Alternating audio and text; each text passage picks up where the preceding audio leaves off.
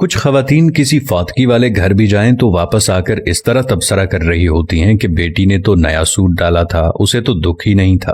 بہو تو ایسے ہنس ہنس کر بات کر رہی تھی جیسے اس کی دیرینہ خواہش پوری ہو گئی ہو۔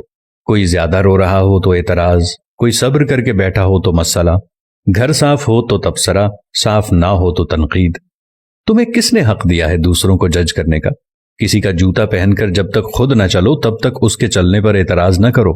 خود تو 4 پلیٹ بریانی تناول کر کے ڈکار بھی نہ ماریں اور دوسروں پر تابڑ توڑ حملے۔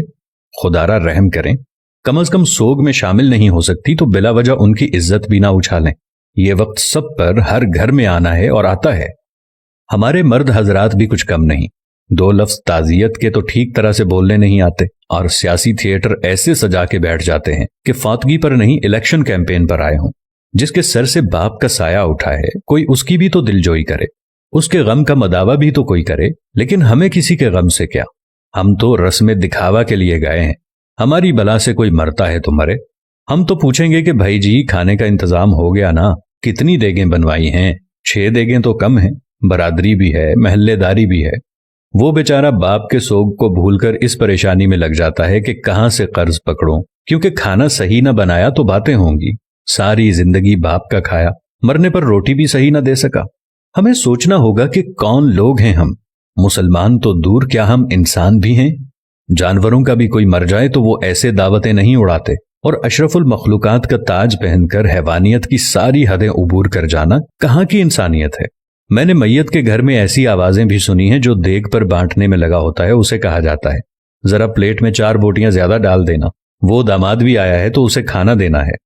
وہ بیٹی جو ماں یا باپ کی میت پر رو رو کر ہلکان ہو رہی تھی، جیسے ہی جنازہ اٹھتا ہے تو وہ سارا غم پس پشت ڈال کر کھانا تقسیم کرنے میں لگ جاتی ہے کہ سسرال والے بھی آئے ہیں، انہیں کھانا نہ ملا تو ساری زندگی باتیں سننے کو ملیں گی کہ تیرے باپ کی میت پر تو ہمیں کھانا بھی نہیں پوچھا کسی نے۔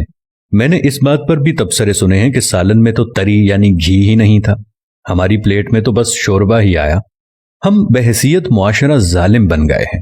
خوشیاں تو کجا، ہم نے مرگوں کو بھی اپنے شریکے پورے کرنے کے لیے ایونٹ بنا لیا ہے۔ جب میں کہتا ہوں الہی میرا احوال دیکھ، حکم ہوتا ہے بندے ذرا نامہ یا اعمال دیکھ۔ کچھ سوال آپ کے ضمیر کے دروازے پر چھوڑ رہا ہوں۔ کیا ہم فطیدگی کے کھانے کا بائیکاٹ نہیں کر سکتے؟ کیا ہم بھوک لگنے پر بازار سے کھانا نہیں کھا سکتے؟ کیا ہم گھر میں ایسا اصول نہیں بنا سکتے کہ خاندان میں کوئی کسی کی فوتیدگی پر نہیں کھائے گا؟ سوچئے گا ضرور۔ اگر میری کسی بات یا عمل سے کسی بھائی یا دوست کو کچھ ناگوار گزرا ہو تو ان سے نہایت ادب و احترام سے معذرت۔ اب یہ ہم پہ ہے کہ ہم اس بات کو آگے پھیلاتے ہیں کہ محض ایک ویڈیو دیکھ کر گزار دیتے ہیں۔ بات مناسب لگے تو ایک لمحہ ضائع کیے بغیر شیئر کر دیجیے گا تاکہ اصلاح کا یہ سلسلہ جاری و ساری رہے۔ جزاکم اللہ خیر۔